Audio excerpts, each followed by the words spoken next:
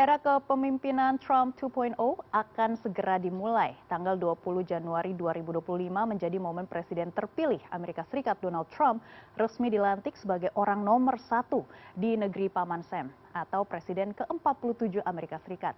Lantas bagaimana dampak kepemimpinan Trump pada perekonomian dunia dan juga Indonesia?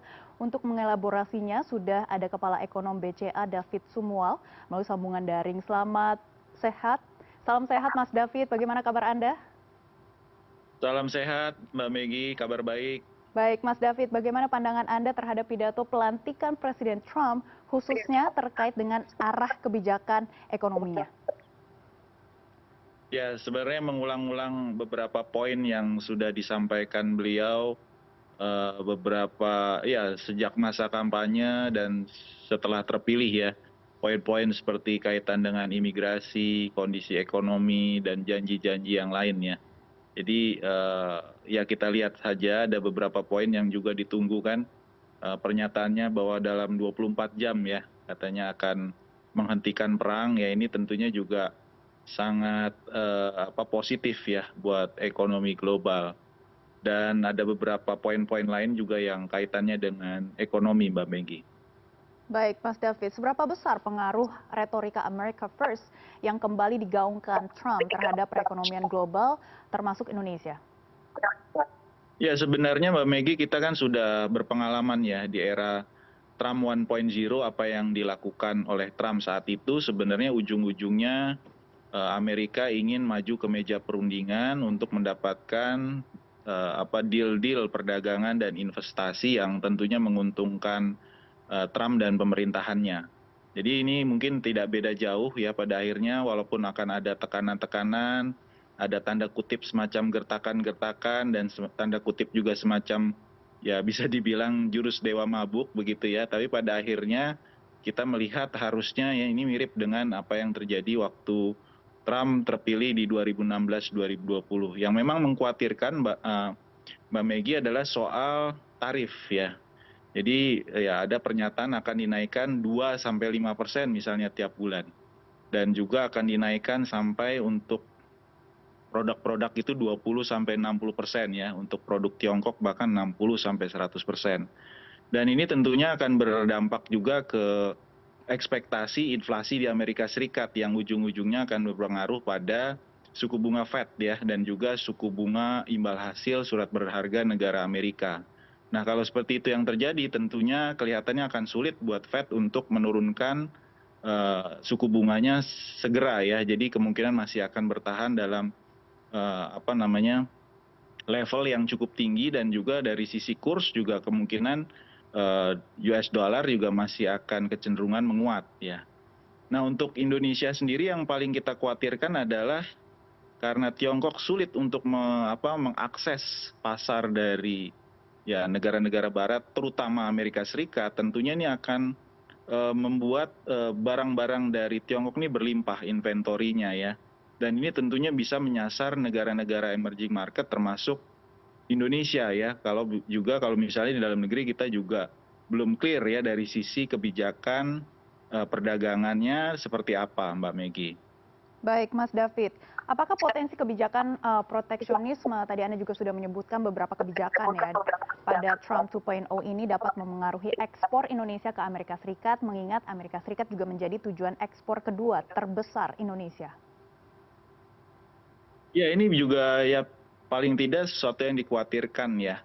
Dan kita memang bisa saja masuk radar Amerika Serikat karena kita masuk 12 besar yang neraca dagangnya surplus dengan Amerika Serikat. Dan apalagi ada beberapa pernyataan terkait dengan BRICS ya. Jadi Trump juga ada semacam tanda kutip ancaman buat negara-negara BRICS yang tidak mau menggunakan US dollar dalam melakukan perdagangan internasionalnya. Nah ini tentunya bisa menjadi ancaman, bisa juga menjadi peluang buat kita ya untuk melakukan negosiasi dagang secara bilateral ya.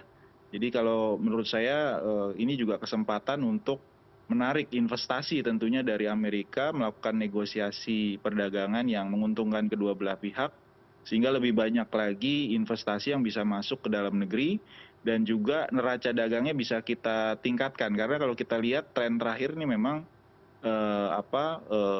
tren perdagangan internasional antara Amerika Serikat dan Indonesia ini kecenderungannya melemah ya, tidak seperti dulu kita kuat ya. Dan juga dari sisi investasi. Jadi investasi dari Amerika Serikat ini juga kecenderungan belum seperti dulu lagi ya, masih terkonsentrasi di beberapa sektor saja dan tidak masuk mungkin dalam 5 besar ya sejauh ini ya. Masih kalau kita lihat negara-negara di kawasan Asia saja yang gencar untuk masuk ke investasi akhir-akhir ini ke Indonesia.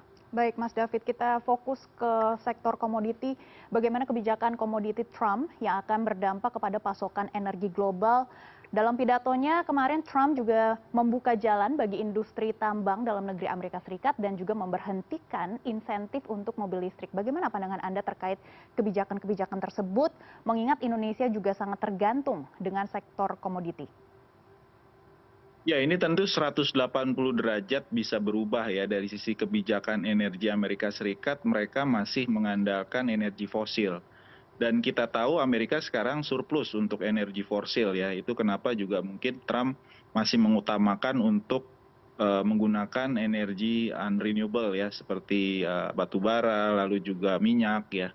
Dan minyak apalagi sekarang mereka adalah produsen terbesar, dan ini mungkin ke depan juga akan mempengaruhi kebijakan-kebijakan global terkait renewable energy ya. Jadi mungkin sementara waktu mungkin bisa saja dalam 4 tahun ke depan agenda-agenda yang terkait dengan renewable energy ini bisa tertunda ya. Walaupun secara jangka panjang memang sebenarnya sudah ada komitmen global untuk ke arah sana. Tapi untuk jangka pendek mungkin selama Trump masih menjadi presiden Amerika Serikat, tentunya dia akan melakukan langkah-langkah yang menguntungkan untuk ekonomi domestiknya dulu, dan juga agenda-agenda yang terkait dengan energi terbarukan mungkin masih akan tertunda dulu, seperti itu Mbak Meggy.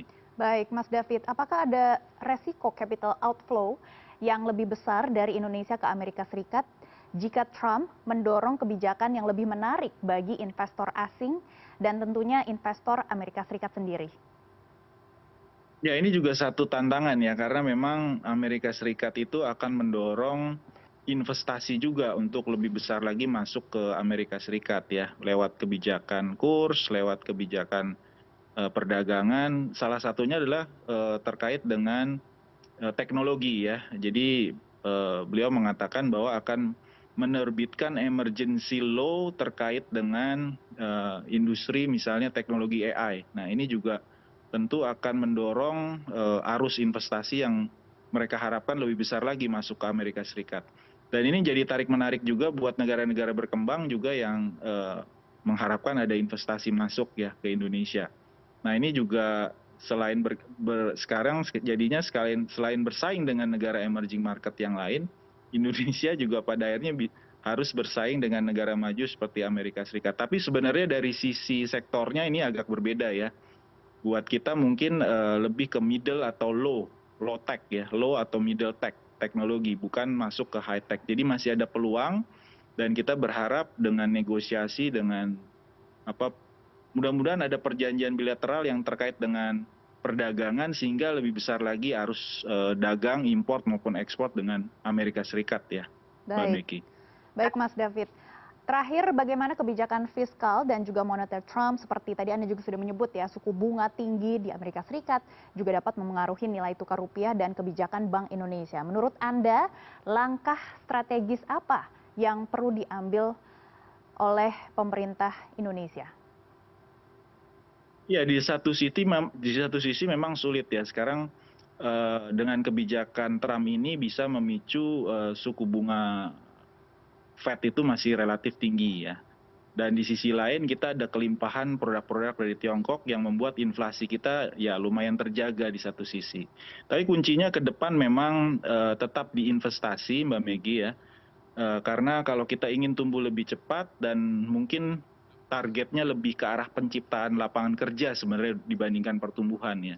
Bagaimana kita mendorong sektor-sektor yang bisa menyerap lapangan kerja lebih besar lagi ya, terutama di sektor manufaktur yang bisa memberikan ya return terutama untuk pekerjanya lebih tinggi lagi, sehingga daya beli dari pekerjanya bisa lebih besar lagi, sehingga juga ekonomi bisa berputar lebih kuat lagi, Mbak Meggy. Jadi memang ya ini kuncinya dari investasi, perbaikan produktivitas, dan juga efisiensi, dan juga melihat sektor-sektor itu secara ekosistem ya. Jadi kalau kita ingin dorong satu sektor, ini juga kita harus melihatnya dalam satu ekosistem, sehingga juga tidak ada risiko-risiko eksternal jangka panjang yang bisa mempengaruhi sustainability dari ekonomi Indonesia, Mbak Meggy. Baik, ini kuncinya adalah investasi asing yang akan menanamkan devisa asing ke dalam negeri. Terima kasih Kepala Ekonom BCA, David Sumual yang sudah bergabung bersama kami di CNN Indonesia Business. Selamat pagi, terima kasih.